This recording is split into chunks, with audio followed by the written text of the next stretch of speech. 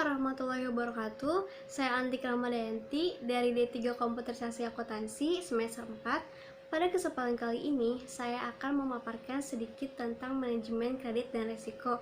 Keep on watching ya. Dalam kehidupan sehari-hari, kita sering mendengar istilah risiko. Risiko itu ketidaktentuan yang akan menimbulkan kerugian. Resiko itu suatu hasil akhir yang tidak sesuai dengan apa yang kita harapkan, dan masih banyak lagi resiko-resiko lainnya. Contoh kecilnya, ketika kita bangun terlalu larut malam, kita akan mengalami resiko yang akan terjadi, seperti kita bangun telat atau badan kita jadi gak enak kalau tidur terlalu larut malam. Nah, itu resiko tersebut akan menimbulkan kerugian bagi kita.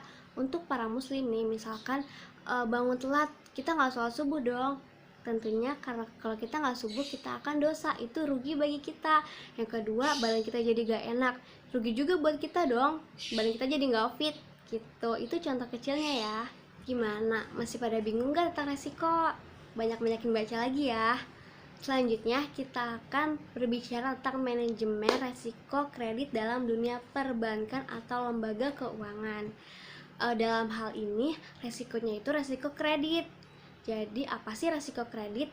Resiko kredit adalah resiko yang timbul akibat kegagalan pihak lain dalam memenuhi kewajiban kepada bank atau lembaga keuangan yang telah memberikan kredit sesuai dengan perjanjian yang telah disepakati bersama. Manajemen resiko kredit adalah suatu proses identifikasi, analisis, pengendalian, dan upaya menghindari atau meminimalisir resiko kredit.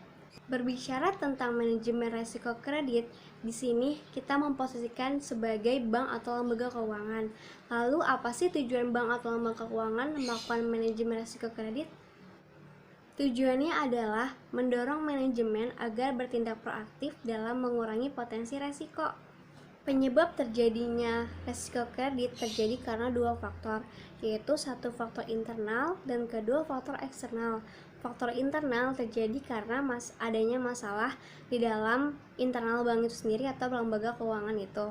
Yang kedua, faktor eksternal terjadi karena ada masalah di luar masalah bank atau lembaga keuangan. Contoh faktor eksternal itu adalah salah satunya bencana alam. Kenapa sih bencana alam bisa menjadi resiko kredit?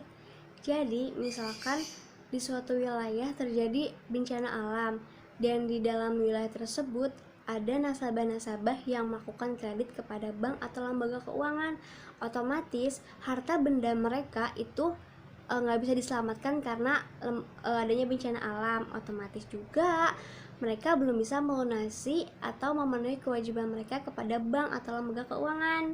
Contoh yang kedua, faktor internal itu adalah kurangnya pengawasan yang dilakukan bank atau pihak lembaga keuangan terhadap nasabah yang melakukan kredit. Nah, yang terakhir, gimana sih bank atau lembaga keuangan menangani resiko-resiko kredit yang ada? Sebetulnya, bank mempunyai cara yang berbeda-beda dalam menghadapi atau menangani resiko kredit yang ada, disesuaikan dengan profil dan kondisi yang terjadi oleh debitur.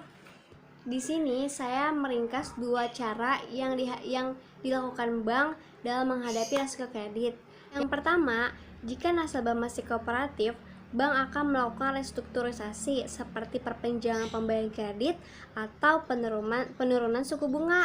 Opsi terakhir yang dilakukan bank adalah penjualan jaminan nasabah.